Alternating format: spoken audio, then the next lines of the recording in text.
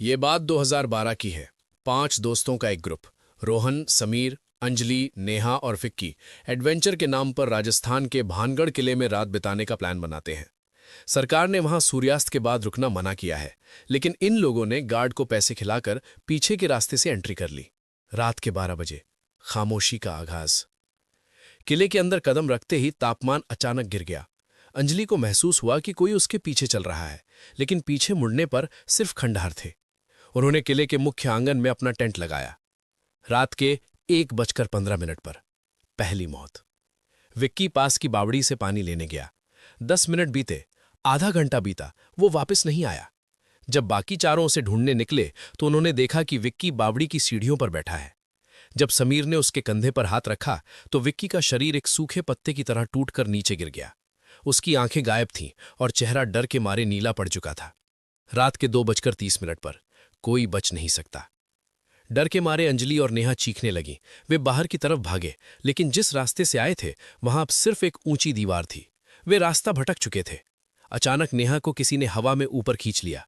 रोहन और समीर ने टॉर्च जलाई तो देखा कि नेहा छत के एक पत्थर से लटकी हुई थी। उसका गला किसी अदृश्य रस्सी से घुट रहा था। कुछ ही पलों में उसकी गर्दन एक भयावह आवाज के साथ टूट गई। अब सिर्फ रोहन, समीर और अंजलि बचे थे। वे एक पुरानी कोठरी में छिप गए। वहां उन्हें एक अजीब सी गंध आने लगी, जैसे मांस जल रहा हो। कोठरी की दीवारों से खून रिसने लगा और उस पर उभरा, यहां आने की अनुमति सिर्फ रूहों को है। अंजलि पागलपन की स्थिति में कोठरी से बाहर भागी। अंधेरे में से एक काली परछाई निकली और अंजलि को घसीटते हुए अंधेरे गलियारों में ले गई। उसकी चीखें तब तक सुनाई दी जब तक कि उसकी सांसें नहीं थम गई। रोहन और समीर भोर होने तक एक दूसरे का हाथ पकड़े कोने में दुबके रहे।